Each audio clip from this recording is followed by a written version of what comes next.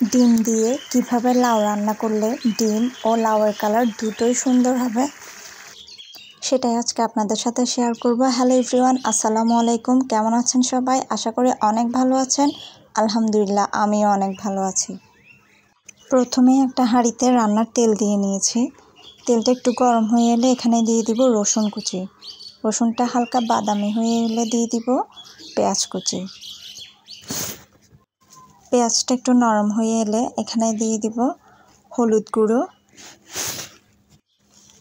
মরিচ গুঁড়ো ও স্বাদ মতো লবণ।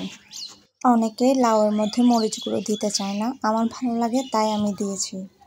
আপনারা দিতে না চাইলে স্কিপ করতে পারেন, তবে অল্প একটু মরিচ গুঁড়ো অ্যাড করলে এখানে লাউ রান্নার কালারটা অনেক সুন্দর আসে। এরপর অল্প একটু পানি দিয়ে সব কিছু ভালোভাবে কষিয়ে নিব।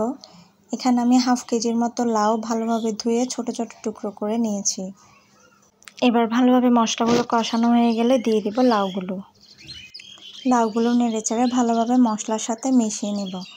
আপনারা কে কে ডিম দিয়ে লাউ রান্না করেন কমেন্টে জানাতে ভুলবেন না। যদিও এই সিম্পল রান্নাগুলো আমরা সবাই পারি, তবুও আমি কিভাবে রান্না করলাম সেটাই আপনাদের সাথে শেয়ার করতে আসলাম। আমি কিন্তু কাউকে রান্না শেখাতে আসিনি। লাউগুলো ভালোভাবে কষানো হয়ে গেলে ঢাকনা দিয়ে ঢেকে রান্না করে নেব। অনেক সময় লাউ গলতে চায় না, তাই লাউ রান্নাটা ঢাকনা দিয়ে ঢেকে করলেই ভালো হয়। লাউগুলো খুব তাড়াতাড়ি গলে যায়। ঢাকনা উঠিয়ে লাউগুলো কিছুক্ষণ পর পর নেড়ে চেড়ে দেব। এখানে লাউ থেকে যে পানিটা বের হবে সেই পানিটা দিয়েই ভালোভাবে লাউটা কষিয়ে নেব। লাউ থেকে বের হওয়া পানিটা টেনে আসলে লাউয়ের মধ্যে পর্যাপ্ত পরিমাণ পানি দিয়ে দিব সিদ্ধ হওয়ার জন্য। এরপর লাউয়ের মধ্যে দিয়ে দিব কয়েকটা কাঁচামরিচ। এখানে আমি আস্ত কাঁচামরিচ ইউজ করেছি যাতে ঝালটা কম হয়।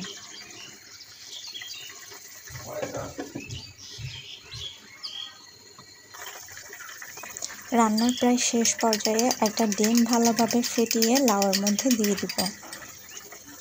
ডিমটা দেওয়ার সাথে সাথে ভালোভাবে নেড়ে চেড়ে নেব যাতে ডিমটা লাউয়ের সাথে সুন্দরভাবে মিশে যায়। এভাবে সবশেষে ডিম দিলে ডিমের কালারটাও সুন্দর থাকে, লাউয়ের কালারটাও সুন্দর হয়। ডিম যদি আগে দেওয়া হতো তাহলে ডিমটা ওভারকুক হয়ে যেত এবং কালারটাও নষ্ট হয়ে যেত। এখন সবশেষে দিয়ে দেব একটু ধনেপাতা কুচি।